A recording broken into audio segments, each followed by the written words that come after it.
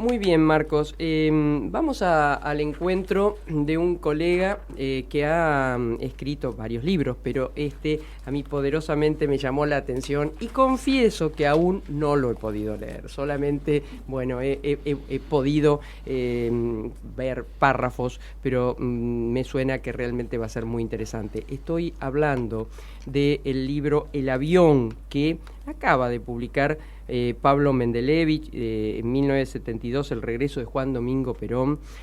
Hace mucho tiempo, solamente para ubicar a nuestros oyentes, les cuento que Mendelevich viene trabajando sobre este tema, ¿no? Ya ha publicado en La Nación, de donde él es columnista, y finalmente produjo este último libro. Pablo, buen día, gracias por atendernos. Buen día, ¿cómo te va? Bien, un gusto en saludarte, ¿eh? ¿Cómo andamos? Igualmente, muy bien, muy bien. La verdad que rápidamente me atrajo el título y el contexto, ¿no? El avión, y lo que habrá pasado allí adentro, y todos los detalles, y hasta esa tapa en donde has podido conseguir verdaderamente el ticket del general Perón, ¿no? Así es, el tema me apasiona, como vos dijiste, desde hace mucho, yo te diría más o menos 50 años. Upa. Perdón, entonces, ya que me lo permitís, ¿qué edad tenías cuando llegó Perón y estuviste con él? Porque 19. sé que has estado 19. Yo tenía 19 años. Claro. No era periodista. No, sí lo sé. Empecé a ser periodista en el 73. ¿Y por qué fuiste en el 72? ¿Por qué llegaste a Perón? Bueno, por la ola de mi generación. Claro. Era una ola muy fuerte, entonces, y teníamos curiosidad. Llegaba el Mesías a la Argentina. Claro. Perón era el líder invisible con el que habíamos crecido. ¿Sí? Principalmente jugábamos a la pelota en la vereda, y las paredes de Buenos Aires y de Rosario y sí, de todos lados estaban pintadas con la P de Perón vuelve. Claro, Perón vuelve, la P dentro de la B. Y de lo primero que preguntaste de política, que preguntó mi generación a sus papás de política, es ¿qué quiere decir esa P, esa B? Claro. ¿Quién es Perón? ¿Y cómo vuelve? Te juro que me acuerdo haberse lo preguntado a mis viejos. ¿Cómo vuelve? ¿Qué quiere decir que vuelve? Claro. Porque era muy fuerte durante los 60 esa no la consigna, sino esa idea subyacente del Perón prohibido. El Perón prohibido, la palabra proscripto no la conocíamos, por supuesto. Y entonces en ese imaginario, imagínate, vos cuando vos tenés 19 años, acabás de terminar el secundario, y llega Perón a la Argentina, bueno, por lo menos se lo puede ver, sí, vamos a verlo. ¿Dónde está? En Gaspar Campos.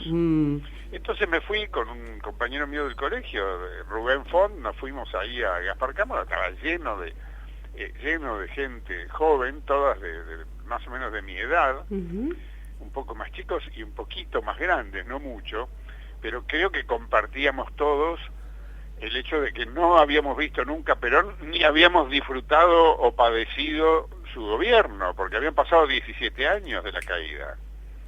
Entonces era un fenómeno muy extraño porque Perón hechizaba a esos jóvenes que lo vivaban acaloradamente con consignas que además reivindicaban el asesinato de Aramburu, que había ocurrido 2 años antes, o los muertos de Trelew, que habían pasado 2 meses antes. Y en ese contexto es que se politizó mi generación de manera arrolladora. Y entonces, bueno, yo no me hice peronista, pero yo creo que el 98% de los que estaban alrededor mío sí. Muchos de ellos deben haber muerto, incluso poco después, porque esa es la cuna de los años violentos. Poco tiempo después se produce en los años de plomo el vuelco a la lucha armada de esa juventud.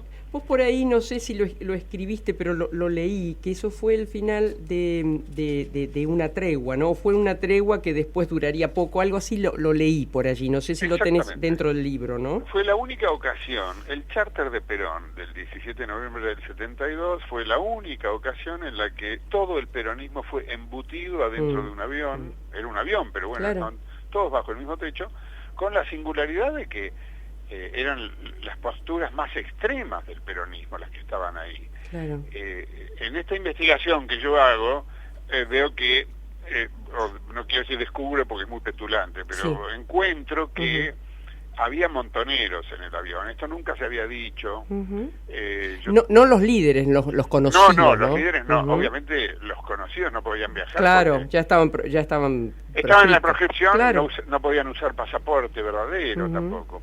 No, eran líderes eran 7 miembros de las regionales, ¿no? De las JP regionales. Claro, que a su vez, yo no sé si todos los que eran líderes regionales pertenecían a Montoneros o no, eso no lo recuerdo. Ninguno. En ese momento ninguno.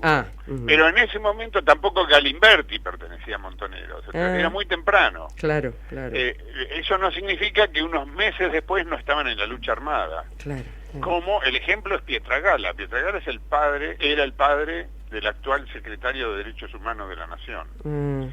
Y fue un guerrillero, un montonero, que participó del asalto al cuartel de Formosa, el célebre suceso en el que los montoneros mataron a varios colimbas, y 10 días después fue secuestrado y asesinado.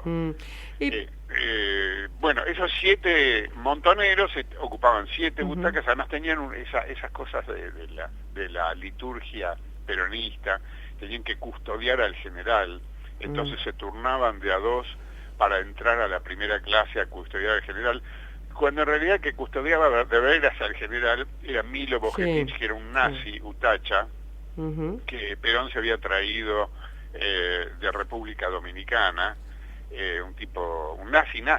Ese era el custodio de Perón en ese vuelo, a quien no le debe hacer mucha gracia que estos jóvenes futuros montoneros lo desplazaran de la butaca para cuidar al general, cuidarlo adentro del avión. Claro, no tiene ningún sentido. Bueno, tu libro, que insisto, y pido disculpas porque en general uno lee y después entrevista, ¿no? Pero bueno, me pudo más la curiosidad. Te reentiendo porque además no habrás tenido tiempo. Recién salió, sí. Ahora, vos creo que la gran síntesis la acabás de hacer, ¿no? Fue La Última Tregua.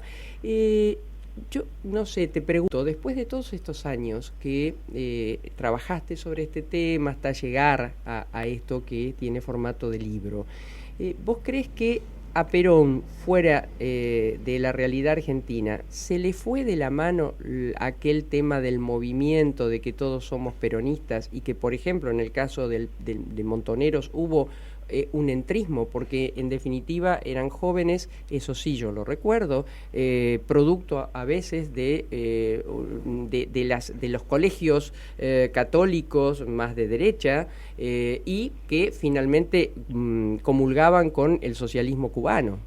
O sea, que de peronista finalmente no había nada. Mira, la respuesta la tenés en el avión, por eso me parece tan importante el tema del avión. Muy pocos meses después, unos pasajeros del avión asesinaron a otros pasajeros del avión. Si eso no es que se te va de las manos, imagínate.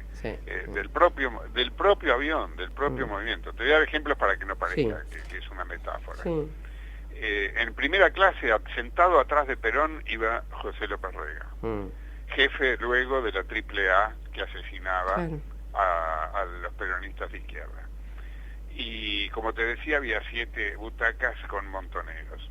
A Rogelio Coria, que era uno de los sindicalistas más importantes de la época, iba sentado un poquito más adelante de los montoneros, lo asesinan los montoneros al año siguiente, de 8 balazos en un ascensor. Ahí nomás, de Marta Lynch, iba Rodolfo Ortega Peña. Asesinado. Asesinado por la AAA. Fue asesinado en el centro de Buenos Aires, en 9 de julio y Arenales, 9 de julio y Arenales, por la AAA, fue una de las primeras víctimas de la AAA. Yo le hice el último reportaje a Ortega Peña. Sí, se publicó con ese título, el último reportaje a Ortega Peña, y yo uso todo ese material en el libro, mis reportajes a Jorge Antonio, a Frondizi, a Lanuse, por supuesto a Antonio Cafiero. Lo uso porque en estos 50 años yo hablé mucho con estos protagonistas y hay un montón de cosas que están relacionadas con esto que vos decís, que es el valor simbólico del avión desde el punto de vista del entrismo, desde el punto de vista de la impotencia del líder de volver las cosas, de encauzarlas. Una vez que él fogonea a la guerrilla, él no consigue, Perón no consigue después tranquilizar a los montoneros y que emprenden la lucha armada contra el gobierno peronista. Es un desatino absoluto eso, pero bueno, es lo que pasó. O sea que la oposición dentro del oficialismo, desde los oficialismos, ya es viejo. Sí, yo me río cuando dicen, ay, mirá, está acá y tenés la vicepresidenta, la gente del sector de la vicepresidenta enfrentado con el sector del presidente. Bueno, pero escúchame, en el tercer gobierno peronista era así, pero era en la calle y a muerte, se mataban. Las disidencias se arreglaban matándose entre ellos, además con terrorismo de Estado, porque al crearse la AAA en el Ministerio de Bienestar Social, con las armas que estaban depositadas en el Ministerio de Bienestar Social se mataban militantes peronistas, y era un gobierno peronista. O sea, todo esto pasó mucho, lo que pasa en la Argentina pasó de manera muy dramática. Mucha gente se confunde a esta altura, transcurridos 50 años, gente y dirigentes, se confunde el primer retorno de Perón con el segundo. Claro, el definitivo fue el del 20 de junio. Claro, aclaremos, yo me estoy concentrando en el retorno del 17 de noviembre del 72, que es cuando él quiebra los 17 años de exilio, y no en el que ocurrió medio año después, que es el del 20 de junio del 73, que es la masacre de Saiz. Sí, te detengo en este. ¿Cómo fue? Cafiero fue un artífice de ese armado, entre tantos otros, ¿verdad? Sí. ¿Cómo se gestó brevemente? ¿Cómo se gestó ese charter? Fue bastante complicado, porque en primer lugar ubicate en el contexto. El contexto es que los partidos políticos recién empezaban a salir a la luz, podían volver a actuar legalmente, porque la NUCE había puesto a Monroy de ministro del Interior y había habilitado los partidos políticos. Entonces el peronismo se empezó a unir a la luz del día por primera vez, se salía de la clandestinidad. Obviamente los principales líderes eran conocidos, pero muchos otros no se conocían, incluso no se conocían entre ellos. A mí Cafiero me contó en su momento que cuando en el charter él no habló una sola palabra con Menem. ¿Sabes por qué? No lo conocía. No lo conocía. Claro. Entonces hubo ahí varias personas que intervinieron en el armado de la lista. Las tres principales fueron Antonio Cafiero, el capitán Acuña Anzorena, que fue el principal, y el brigadier Arturo Pons Bedoya, cuyo nieto es el que me facilitó la tarjeta de embarque de la tapa del libro. Ellos tres son los que arman el charter, arman la lista, que es sometida, por supuesto, en Madrid a la revisión de Perón. ¿Por qué no sale ¿por qué no sale de Madrid, perdón? Ahora te digo. El problema es que había un intermediario entre ellos y Perón. ¿Sabés quién era? ¿López Rega? Claro, López Rega. Entonces, Jorge Tayana padre, ahora yo para el libro lo vi a Jorge Tayana hijo, el ministro de Defensa, pero yo tenía muy buena relación con Jorge Tayana, un tipo divino era Jorge Tayana padre, médico de Perón, que fue embajador en Yugoslavia, bueno, cuando existía Yugoslavia, lo puso Alfonsín ahí, y él me contó que López Rega como intermediario era un peligro, porque retocaba lo que le mandaban. Hay pruebas de que retocaba, retocaba las listas. También retocaba, hay otro testimonio que dice que retocaba los ascensos militares. O sea, el subsecretario general de la presidencia le mandaba a Perón una lista de los militares para ascender, y López Rega metía la mano. ¿No? ¿Qué me preguntaste? No, ¿por qué no había salido el charter desde España? Perón vivió el exilio primero en otros países latinoamericanos, pero luego en Puerta de Hierro, en España. Bueno, eso es un tema central del libro. hasta ahora el peronismo dio dos explicaciones sobre por qué razón hubo ese giro extraño de que vos estás exiliado 12 años en España y para volvés de Italia. ¿Por qué razón? Bueno, las explicaciones que se dieron eran dos hasta ahora, que eran que quería verlo al Papa, Paulo VI, que finalmente no lo recibe, y la otra es que había capitales italianos, capitales industriales italianos que Perón iba a traer a la Argentina para un futuro gobierno peronista. Las dos pueden ser ciertas, pero yo encontré una tercera. Lo de la PDUE.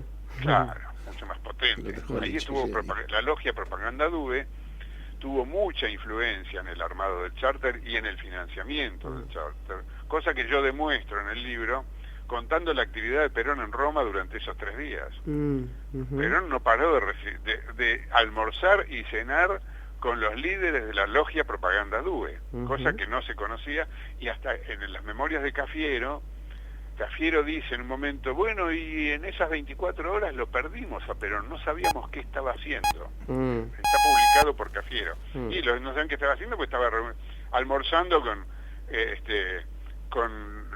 los más importantes, no solo con Licio Gelli, sino con los demás miembros de la PDUE, uno de los cuales, Giancarlo Elia Valori, el del paraguas, es el que viaja en el charter, viene en el charter en primera clase, sentado a 4 butacas de Perón, y es el que le da el paraguas a Rucci. El famoso paraguas de Rucci no era de Rucci, era de Valori, o sea, era de la PDUE. Simbólicamente, el que protege a Perón en Ezeiza con la lluvia es la PDUE, no es Rucci. Bueno, esa es una lectura casi gorila. ¿Casi qué, perdón? Casi gorila, vos me lo vas a permitir. No, por supuesto. No, yo me asumo como... claro que sí. como gorila. Claro que sí, por eso. Yo siempre fui muy crítico del peronismo y a la vez, como periodista, pretendo honrar la objetividad lo más que pueda. Lo más que pueda. O sea, el libro intenta... un peronista puede leer el libro y enterarse de muchas cosas. Claro. El libro trata de no tener adjetivos, yo trato de contar los hechos. Ahora, eso es buenísimo. Ahora, una de las cosas no increíble, Pablo, este libro, yo lo que pude pispear, da para una película. Sí, por supuesto que sí. Lo que pasa es que te van a decir, no te la van a creer. Yo tuve que respaldar muchas de las cosas que decía con documentación y todo, porque realmente el hecho solo, vos pensás, el hecho solo de que en el charter famoso, el charter legendario, que tiene todo el glamour y todo, la verdad es que se mataron unos pasajeros asesinaron a otros después. Sí, impresionante. Y bueno, es fuerte, ¿qué te puedo decir? Vos estudiaste tanto, porque el charter tiene todas sus derivaciones. Para llegar a este libro has estudiado el peronismo para arriba y para abajo. Muchos protagonistas, algunos pocos que todavía viven, algunos insisten en que Perón quiso y no pudo, tal vez López Rega tuvo bastante que ver, Isabelita, una fórmula compartida con Balbín. Hay muchos que lo afirman. ¿Vos cuál es tu información al respecto? Eso es verdad. Uno de los que la boicoteó fue López Rega, pero dentro del peronismo había muchos peros. Fue una idea que Perón, Perón se enamoró de Balbín, es increíble, pero fue así. Perón tuvo en ese momento en que él quería ser el león herbívoro, el que pacificara a la Argentina, él sinceramente quería eso, no por bueno, sino porque él lo que quería es ser un estadista mundial, latinoamericano, pasar la historia así, sabía que estaba en el final y deseaba eso, no quería hacer ninguna revolución socialista ni ninguna de esas macanas, no era cierto eso, además no era coherente con su historia ideológica. Y el acercamiento con Balbín fue muy honesto y sincero, y esto lo sé también de boca, porque me lo contó la mano derecha de Balbín en su momento, ya murió hace muchos años, que era Vanoli. Vanoli, Sí, Vanoli, yo hablé mucho con Vanoli sobre la relación de Balbín y Perón y sobre los encuentros en Gaspar Campos y todo.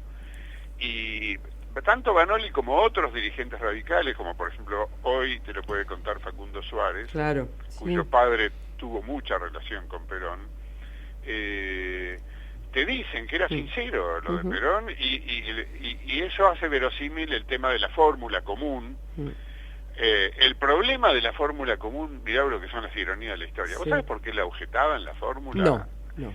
Porque el peronismo que la objetaba era un poco cínico, porque aceptó que fuera la inútil de Isabel Perón, pero no aceptó que fuera Balbín porque sabían que Perón se moría. Claro. Entonces iba a quedar Balbín de presidente. Y eso es lo que no quería. Claro, y a su vez era lo que Perón quería. Claro, bueno, de alguna manera Perón ahí parece que tuvo un momento de lucidez, no sé después por qué nos dejó el clavo que nos dejó, pero yo creo que el tema de haberla dejado a Isabel fue un hecho bisagra en la historia argentina. Yo creo que la gente por ahí no recuerda o no se da una idea de lo grave que fue esa deserción, esa presidenta desertora, casi semi-analfabeta, no terminó el secundario, es una mujer muy limitada, Isabel Perón, que hizo que gobernara el país López Rega, que fue un criminal, que mataba gente desde el gobierno. ¿A Isabel la pudiste en algún momento entrevistar porque sigue viva? No, Isabel no atiende a nadie. No atiende a nadie. No, yo la conocí en el 84, cuando Félix Ladiño, que era mi jefe en La Razón, me mandó a seguirla, cuando la trajo Alfonsín, ¿te acordás? Sí, me acuerdo. Y ahí fue cuando nos dijo, no me atosiguéis. Claro. Ahí la vi, yo la vi actuar, bueno, en realidad mi opinión sobre ella es por la lectura más que por verla, pero una pobre mujer realmente, que no tenía ningún elemento para estar donde estuvo. La última pregunta, y no es de tu libro El avión, que lo recomendamos y que muchos que nos están escuchando o porque lo quieren buscar porque les encanta la idea o porque dicen, ¿qué dice este tipo? Porque viste que todavía las pasiones están al rojo vivo. La pregunta es, hoy, ¿qué estás viendo en este gobierno también loteado, ¿no? de distintos conglomerados supuestamente peronistas? Sí. Antes me acordé una cosa que vos me decías de llevar esto al cine, que está buena. Sí. No, porque una cosa que no va a ser verosímil, pero está en el libro y documentada. Uno de los pasajeros que yo descubrí que venía en el avión y que nunca se había dicho, era un represor. Un represor amigo de Perón, que lo subió Perón al avión. El comandante Solveira Casares, no te dice nada ese nombre, era un comandante de gendarmería que en los años 30 había reprimido en el Chaco y en el litoral y qué sé yo. Y después cuando Perón fue ministro de guerra, fue muy cercano a Perón, le marcaba a los Contreras que había que meter presos. Bueno, este señor pasó a la historia porque es el inventor de la picana eléctrica portátil. Mira, eso siempre se lo adjudicaban, ayúdame, con el cuyo hijo era un escritor. Lugones claro. No, Leopoldo Lugones inventó la picana eléctrica. Pero Solveira Casares inventó la picana eléctrica portátil, o sea, la que te permitía llevar de un lado a otro. ¿Entendés? La de Lugones no era portátil. Claro. Este la perfeccionó. Claro. El inventor de la picana eléctrica portátil venía en el charter. ¿Te das cuenta de eso? Si vos eso lo pones en una película, te van a decir que inventaste todo. Sí. La última, Pablo, sé que además tenés otros requerimientos, me encanta poder conversar contigo. ¿Qué estás viendo de hoy en nuestro país? Bueno, como cualquier argentino veo que la situación es complicada, ¿no? Yo creo que la Constitución de 1853 es sabia, esto es un lugar común lo que te digo. Pero entonces, ¿para qué la desafiamos? Si ahí está la regla de instrucciones para armar una democracia, una república, ¿por qué no seguimos la Constitución? Cuando Cristina Kirchner en el año 19 inventa una fórmula invertida, está tergiversando la Constitución. No es así. Vos no podés inventar lo que querés, dar vuelta a lo que querés, ponerte vos de vicepresidente que sos en realidad el que manda.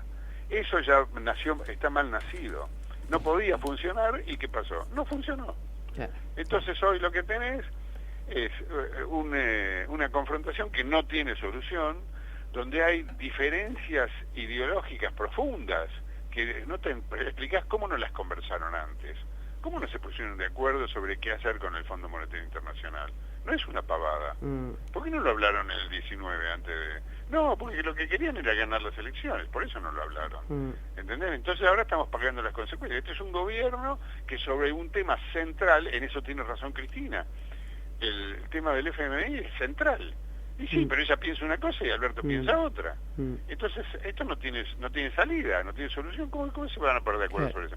Y el problema de la ficción que está haciendo ella de que ella no es gobierno, el jueves a la noche dijo en el discurso, cuando éramos gobierno, nunca en la historia del mundo un vicepresidente usó esa frase. ¿Cómo cuando éramos gobierno? ¿Vos no estás gobernando? ¿No llegaste al acto en el helicóptero presidencial? Entonces dice eso, y en realidad ella maneja las cajas, todas las cajas del Estado, todas.